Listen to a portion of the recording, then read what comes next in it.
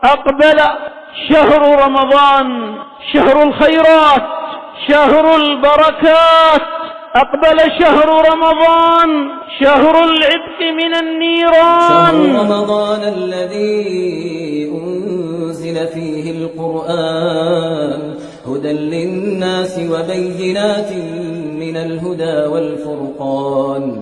إن الحمد لله نحمده ونستعينه ونستغفره ونعوذ بالله من شرور أنفسنا ومن سيئات أعمالنا.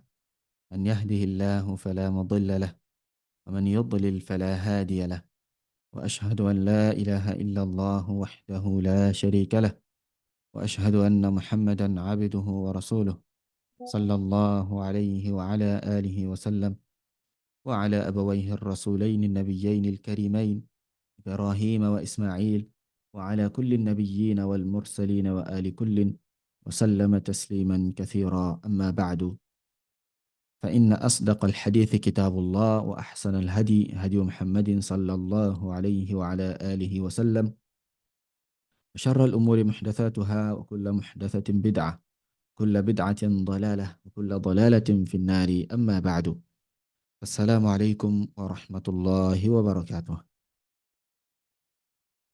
إليني ìtẹ̀síwájú látinú tírà شهر رمضان آداب وأحكام، eléyìí tó máa jẹ́ ìdánilẹ́kọ̀ọ́ ẹlẹ́ẹ̀kọkàndínlógún 19 التاسعة عشر.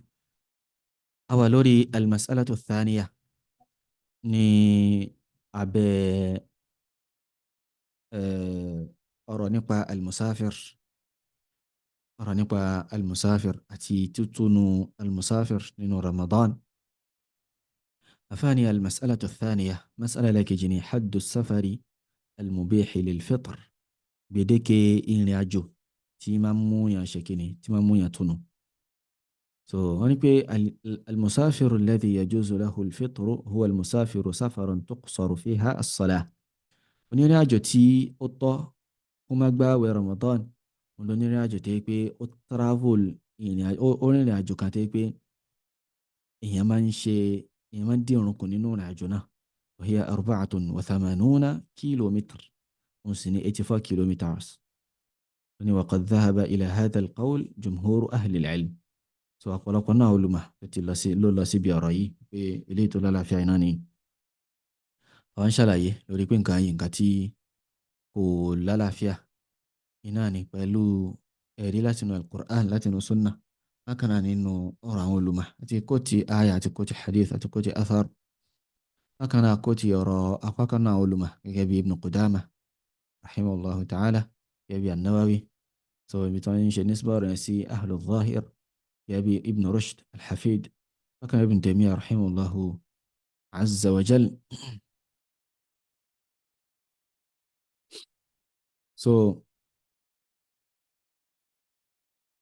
Ibn Taymiyyah rahimahullahu ta'ala wọ́n sọ wọ́n ní yajuzu qasru as-salati fi kulli ma yusamma safara. ó tọ́ ká dírun kù níbi gbogbo tó bá ti ń pè ní ìrìn àjò, sawa'un qalla aw kathur, yálà ó kúrò ní àbógùn, la yutaqaddaru adduhu. so èèyàn ò lè ṣe kí ni, èèyàn lè fi gbèdéke sí, kò ṣe fi gbèdéke sí. wa huwa madhhabu adh-dhahiriyyah. سلي مذهب الظاهرية يعني داود الظاهري، ابن حزم الأندلسي، أتيامتي وتلون لوري إلى نوى، ونصره صاحب المغني فيه. أفاتي وقع المغني يا ابن قدامة وشكيني وقع رأي لوى نينو ترى المغني سواء كان صباحا أو مباحا أو محرما، وسواء كان مباحا أو محرما. يلا إن أجتين واني أنا، yálà ó jẹ́ pé ìrìn àjò tí ó tọ́ ni, àbí ìrìn àjò kan tó pé èèyàn fẹ́ lọ ṣe haram bẹ́ẹ̀ tó fẹ́ lọ ṣe ìrìn àjò, tàbí bẹ́ẹ̀ tó ń ṣe ìrìn àjò láti lọ bá èèyàn ṣe zina, fẹ́ lọ pàdé obìnrin kan ní hòtẹ́ẹ̀lì kan, àbí obìnrin kan náà ló fẹ́ lọ pàdé ọkùnrin níbì kan láti lọ ṣe ìbàjẹ́ pẹ̀lú ara wọn, àbí èèyàn tẹ travel lọ sílùú kan láti lọ jà wọn lólè ń bẹ̀. so irú ẹ̀ travel kan tó pé èèyàn lè ṣe kíni, èèyàn lè ṣe qasrun bẹ̀ náà. wa nasarahu ibn Aqil fi mawdi'in. so wọ́n ní ibn Aqil rahimahullah al-Hanbali àwọn náà ran ọ̀rọ̀ yìí lọ́wọ́ ní ààyè kan nínú àwọn tírà wọn. وقاله بعض المتأخرين من أصحاب أحمد والشافعي. so bákan náà apá kan náà àwọn tí wọ́n wá nígbẹ̀yìn nínú àwọn tí wọ́n rìn lórí ìlànà alimam Ahmad àti alimam Shafi'i àwọn náà sọ ọ̀rọ̀ yìí pé bó ṣe rí nìyẹn.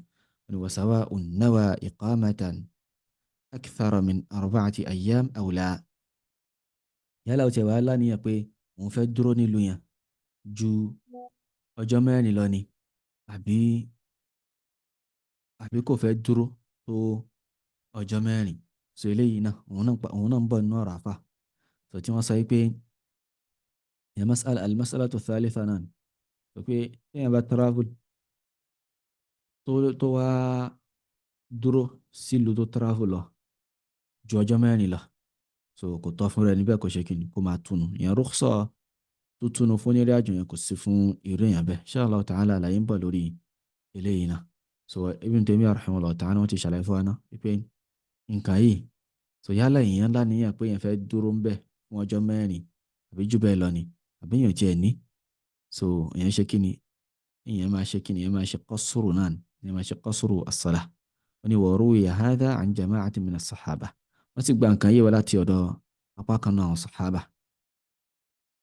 wọ́n gba látọ̀dọ̀ apá kan náà àwọn sàhábà ridwanullahi alayhim.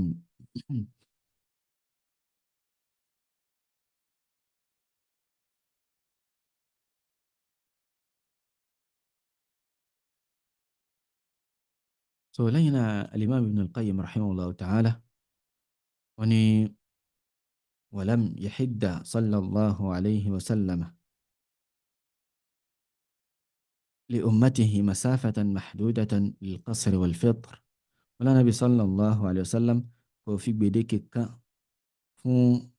sílẹ̀ fún àlùmọ́ rẹ̀, so pé àwa gbọ́dọ̀ tayọ rẹ̀ àbí gbèdéke yìí la gbọ́dọ̀ rí kí n tó lè ṣe qasru àbí kó tó lè túnu fún ìrìn àjò.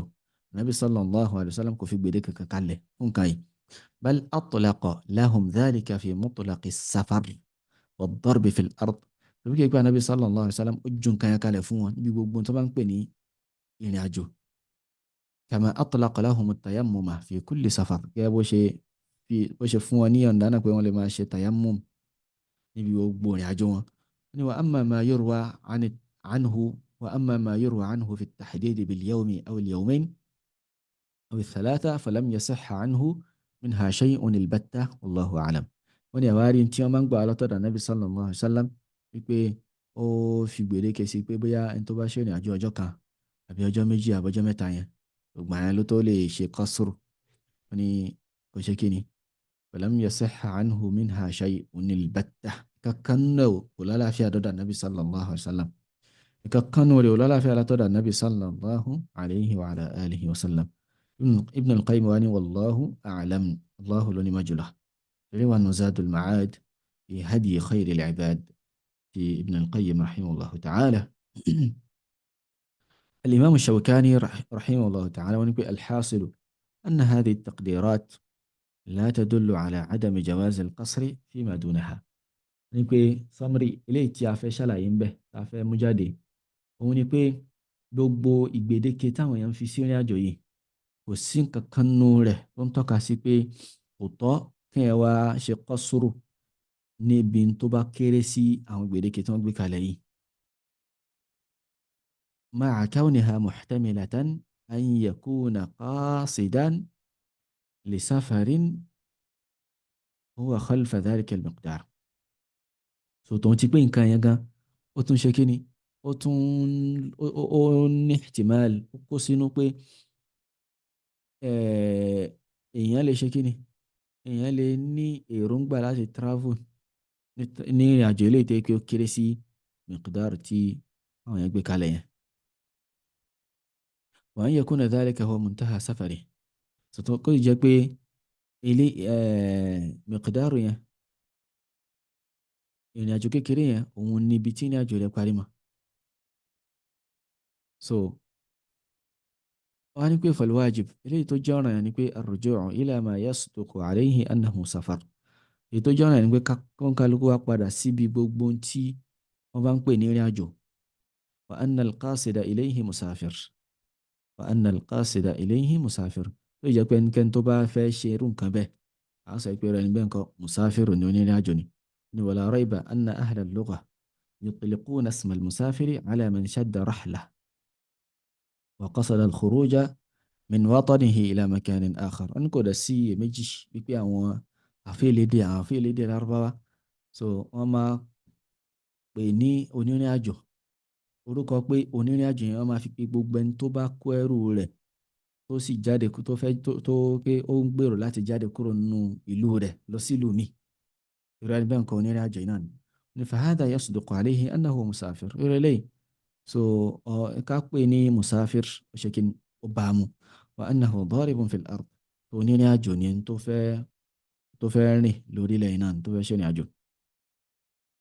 wọ́n ní wala yutliquna isma المسافر ولا يطلقون اسم المسافر على من خرج مثلا إلى الأمكنة القريبة من بلده لغرض من الأغراض wọ́n sì ń pè lónírìn àjò ẹni tó yẹ pé ó kàn jáde látàyè ó lọ sáyè kan tó súnmọ́ ìlú rẹ̀ so nítorí ìdí kan nítorí nǹkan kan tó fẹ́ ṣe faman qasada as-safar qasara idha hadarathu as-salah ẹnikẹ́ni tó bá ti gbèrò pé òun fẹ́ travel ni rẹ̀ bẹ́ẹ̀ yóò ṣe qasru tí irun bá ti dé wọ́n ní walau kana fi míìlì baladi kódà pé máìlì kan péré lọ́ṣẹ́ rìn kúrò nílùú rẹ̀ ni wa amma nihayatu safar ẹ̀wà rí gbẹ̀yìn safar ìgbẹ̀yìn tá a sọ pé gbèdéke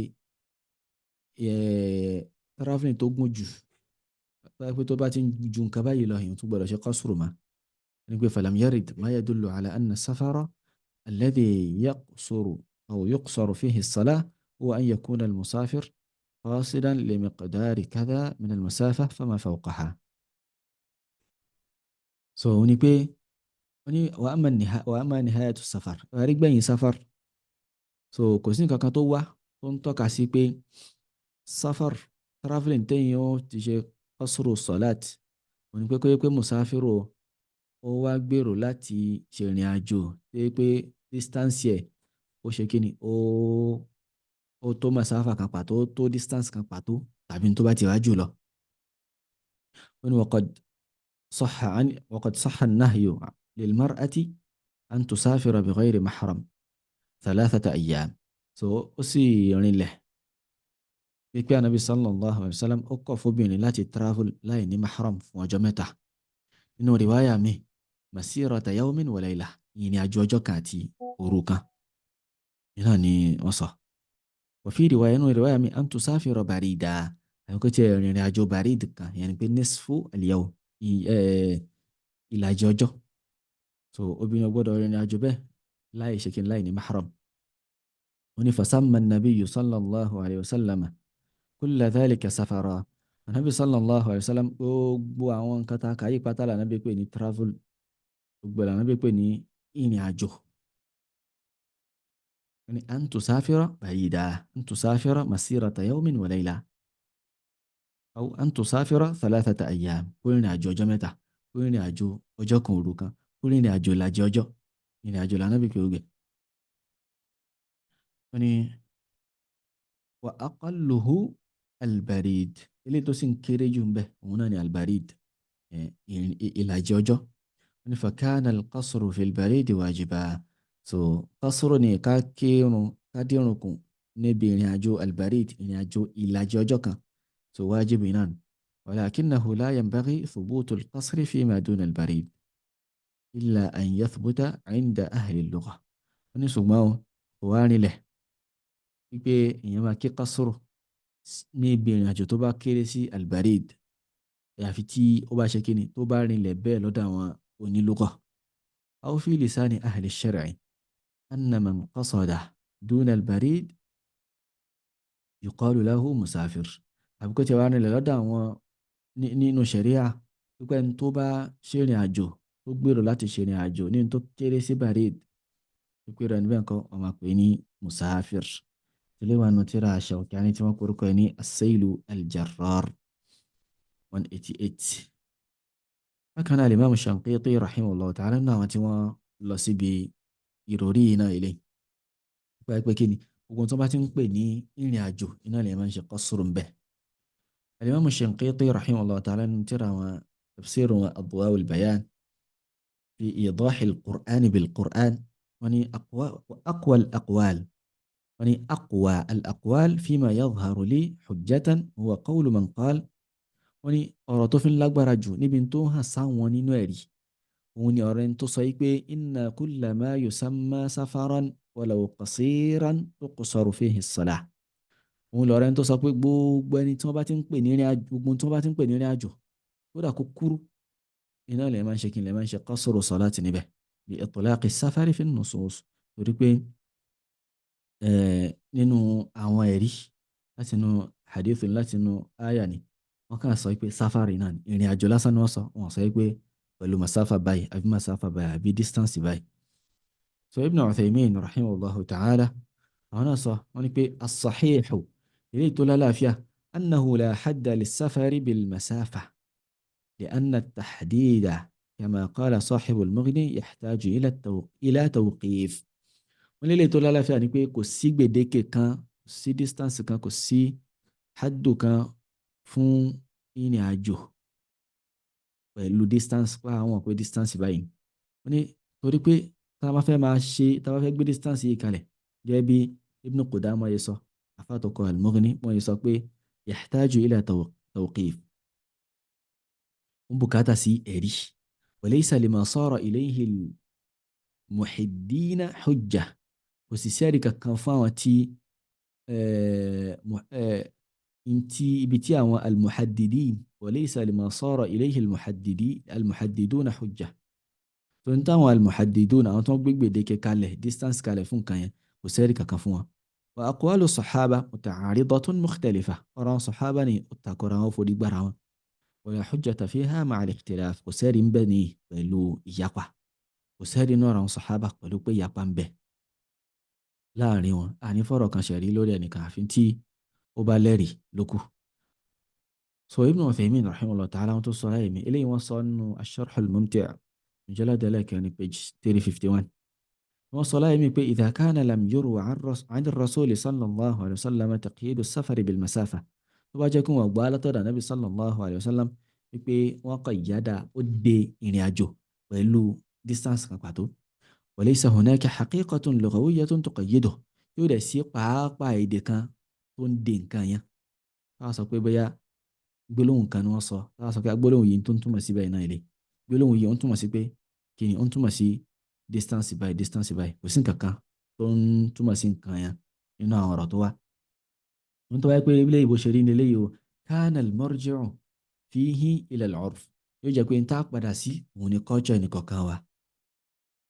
وقد ثبت في صحيح مسلم عن أنس بن مالك رضي الله عنه قال ولو سيرني لأنه صحيح مسلم يطور أنس بن مالك في صحيح كان النبي صلى الله عليه وسلم إذا خرج 3 أميال أو 3 فراسخ صلى ركعتين يبقى النبي صلى الله عليه وسلم تبا جادي وشيني أجو 3 miles أبي 3 فرسخ فرسخ ني فرسخ يكا 5.76 كيلومتر إنان فرسخ يكا وقت النبي باشي أجو 3 فرسخ صلى ركعتين يوشي قصر ومعلوم أن 3 فراسخ نسبتها إلى 16 فرسخا يسيرة جدا.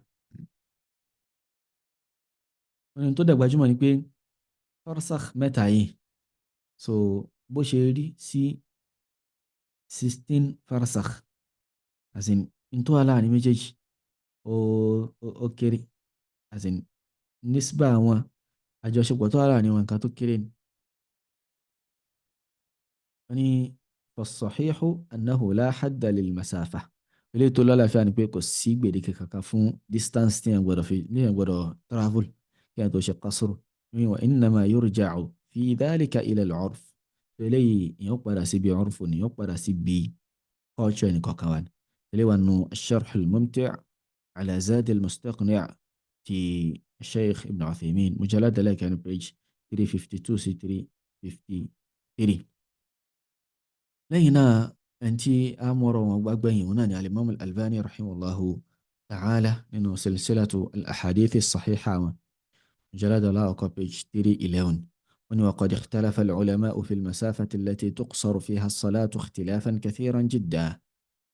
wọ́n ní àwọn olùmọ̀ wọ́n yapa nípa gbèdéke distance tí wọ́n ti máa ń ṣe qasru níbi salat ní ìyapa tó fẹ̀ gan tó pọ̀ gan ala nahwi ala nahwi 20 qawla ní tí ó tó 20 ọ̀rọ̀ oríṣi 20 ló wà lórí rẹ̀.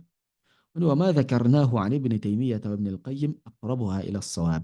wọ́n lè táwọn wa mention látọ̀dọ̀ ibn Taymiyyah àti ibn al-Qayyim yìí òun ló súnmọ́ òdodo jù. wọ́n ní wa alyaqu bi yusri al-islam òun ló sì fi ń bá ẹ̀dẹ́ islam òun ló fi ń bá mu jù. ní pé islam ẹ̀sìn tó máa ń ṣe ẹ̀dẹ́ tí ó kì í mú nǹkan lè fún àwọn èèyàn yìí náà ni. wọ́n ní fa inna taklifa an-nasi bil qasri fi safarin mahdudin bi yawmin aw 3 ayyam wa ghayriha min at-tahdidat yastalzimu taklifahum bi ma'rifati masafati at-turuq allati qad yatruqunaha. nítorí tá a bá lábà àwọn èèyàn lọ́rùn pé tẹ́ bá fẹ́ ṣe qasru ó gbọ́dọ̀ jẹ́ sáfàrù kan tó pé gbèdéke rẹ̀ bóyá ọjọ́ kan àbọ̀jọ́ mẹ́ta tàbí eléyìí tó ti yàtọ̀ sínú àwọn tahdidat ìmínà pé bóyá kìlómítà kan kìlómítà báyìí. sọ̀rọ̀ nìkan yìí ni yóò máa bùkátà sí ká máa ṣe kíni ká máa làbọ̀ àwọn èèyàn lọ́rùn ní máa mọ masafatu turuq pé láti lọ síbi how many meters ni láti ibi síbi how many centimeter ni láti ibi síbi how many kilometer yìí náà. wa hadha mimma la yastati'u aktharu an-nas. eléyìí sì ni ọ̀pọ̀lọpọ̀ àwọn èèyàn mọ̀ ẹlòmíì ò mọ̀ kí ni jẹ́ kìlómítà ẹlòmíì ò mọ̀ mítà ẹlòmíì ò mọ̀ sẹ̀ntímítà ẹlòmíì ò mọ̀ wo kíni. ní la siyama idha kanat mimma lam tutraq min qabl. àpá ìjọba tó bá jẹ́ ọ̀nà táwọn èèyàn ti ẹ̀ tọ́rí tó bá jẹ́ ọ̀nà tí àwọn èèyàn tọ́rí iná ni ọ̀nà náà tó lè bó ṣe rí iná ni ilé ọ̀rọ̀ àwọn olùmọ̀ tí alẹ́múwá ní ààyè iná ni ilé nípa pé kíni haddu safar al-mubihi lil-fitr gbèdéke ìrìn àjò tí máa ń múyàn túnu tí wọ́n sọ pé èèyàn lè túnu pẹ̀lú ẹ̀ ní pé kíni gbogbo ohun tá a bá ti ń pè ní travel náà ni gbogbo ohun tí ó bá ti jẹ́ pé travel náà ni wọ́n máa ń pè so gbogbo ẹ̀ pátá iná ni kíni iná ni èèyàn lè túnu níbẹ̀ iná lè túnu níbẹ̀ so bí eléyìí bó ṣe rí iná ni sọlẹ́ iná afáwa ní al-mas'alatu thalitha. نعم مسألة إليك إقامة المسافر التي يفطر فيها إقامة المسافر التي يفطر فيها إقامة onírìn àjò yẹn pé onírìn àjò tẹ́ pé ó ń ṣe ìkọ́mà sílùú kan yẹn pé ó ti dúró sílùú kan pé bóyá ó ń travel àbí yẹn ti lọ láti ìlú kan sílùú kan yẹn wá ń lò yẹn fún àsìkò díẹ̀. wọ́n ní idha aqama al-musafiru bi baladin akthara min 4 ayyam tí onírìn àjò tó bá wà nílùú kan fún tó ju ọjọ́ mẹ́rin lọ fa innahu la yajuzu lahu al-fitr. irú onírìn àjò yìí kò tọ́ fún ó ṣe kí ni kó túnu kò tọ́ fún kí ó túnu ó gbọ́dọ̀ má gbààwẹ̀ ni wa sara hukmuhu hukm al-muqim. so ìdájọ́ rẹ̀ ó jẹ́ ìdájọ́ ẹni tí ó jẹ́ onílé tí ó kì í ṣe onírìn àjò. وقد ذهب إلى هذا القول جمهور أهل العلم. wọ́n ní jumhur ọ̀pọ̀lọpọ̀ náà olùmọ̀ náà ló lọ síbi ọ̀rọ̀ yìí náà ọ̀pọ̀lọpọ̀ náà èèyàn nínú àwọn olùmọ̀ ni wọ́n lọ sí ibi ọ̀rọ̀ yìí. so eléyìí gẹ́gẹ́ bí mo ti ṣe mú wá tẹ́lẹ̀ náà ọ̀rọ̀ Ibn Taymiyyah rahimahullahu ta'ala wọ́n ní pé ntí kò lálàáfíà yìí náà ni eléyìí ọ̀rọ̀ tó lálàáfíà òun lọ̀rọ̀ àwọn tó sọ pé gbogbo ohun tá a bá ti ń pè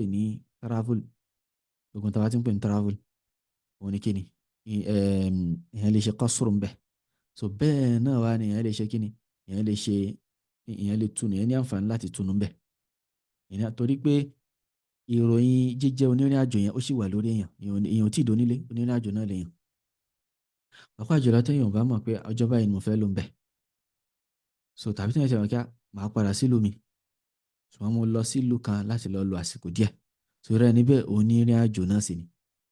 gẹ́gẹ́ bí Sheikh al-Allama as-Salih Muhammad ibn Salih al-Uthaymin rahimahullah ta'ala wọ́n yìí sọ nínú lórí mawqi'u al-fatawa fas'alu ahla dhikri in kuntum la ta'lamun. so wọ́n bi Sheikh ibn Uthaymin rahimahullah ta'ala pé يا شيخ جزاك الله خيرا مجموعة من الشباب سافروا في رمضان إلى جدة وأفطروا في اليوم الموالي لسفرهم هل يجوز لهم ذلك؟ سؤالك بي شيخ كي الله سبحانه وتعالى كبا سيلا ساري سو أقوى كنا وشباب نا ودو وترافل نينو رمضان لسي جدة سو هو تنو لجو كي جيوجو تي وترافل لوني ودي جدة لوني ọjọ́ kejì rẹ̀ wọ́n wá gbààwẹ̀ wọ́n ní ṣeré yìí ṣe ó tọ́ fún wọn bẹ́ẹ̀. sheikh ni hum musafirun ṣó ní ìrìnàjò ni wọ́n. oníbẹ̀rẹ̀ bí ó sọ pé sáfàrú wa sakanu fi Jeddah bẹ́ẹ̀ ni wọ́n tarafu wọ́n sì ń gbé wọ́n wà ní Jeddah báyìí. wọ́n ní sakanu li mata wọ́n gbé bẹ́ẹ̀ dìgbà wo. so wọ́n ní limuddati kam yawm ya sheikh hal yajuzu lahum al-fitr wala la.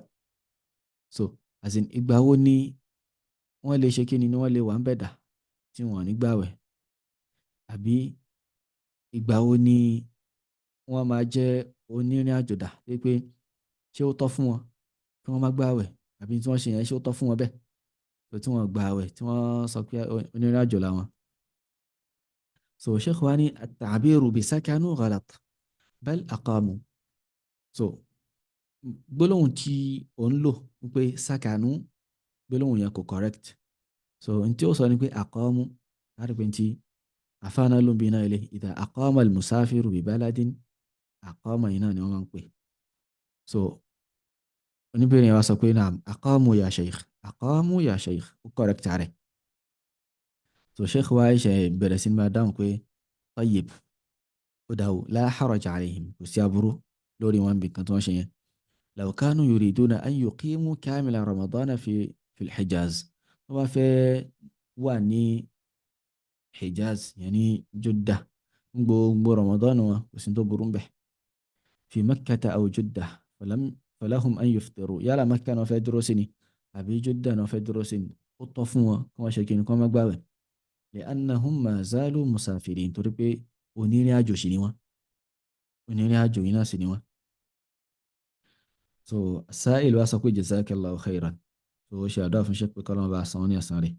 sheikh wa ní walakin ṣùgbọ́n kama sami'tum bẹ́ẹ̀ ṣe gbọ́ tẹ́lẹ̀ kama sami'tum min qabl bẹ́ẹ̀ ṣe gbọ́ síwájú tẹ́lẹ̀ pé anna sawma al-musafir afdal idha lam yakun fihi mashaqqa.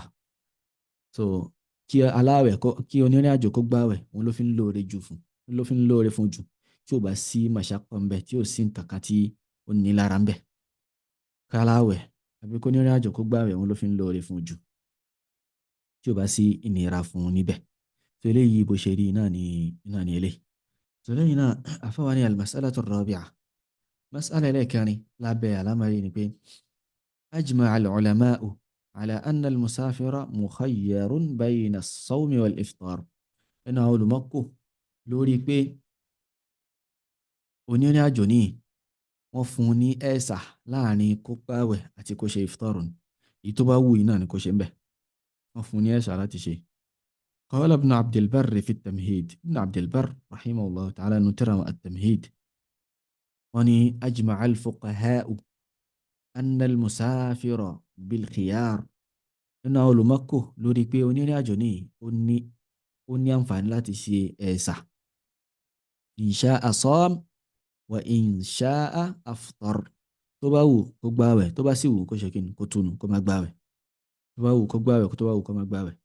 so eléyìí bí ó ṣe rí ìnáni tẹ́ bá ń ṣe ìrìn àjò nísìnyí tó gẹ́gẹ́ bí àlàyé ṣe tún padà wá inshallah ta'ala lórí pé tí ìrìn àjò yẹn tó bá wá níyàn lára ṣé yẹn tún lè gbààwẹ̀. so tí ò bá níyàn lára ìyẹn ṣe kí n tó bá wù yẹn kéèyàn gbà bá wù yẹn kéèyàn dẹ̀ má gbà. àwọn tó bá níyàn lára kí nǹkan téèyàn ṣe ìdájọ́ lórí lẹ́yìn ń bọ̀ bi'idhnillahi azza wa jal. سيبي لا دروسي باي بإذن الله تعالى. الله تعالى أعلى وأعلم. سبحانك اللهم وبحمدك أشهد أن لا إله إلا أنت أستغفرك وأتوب إليك. السلام عليكم ورحمة الله وبركاته.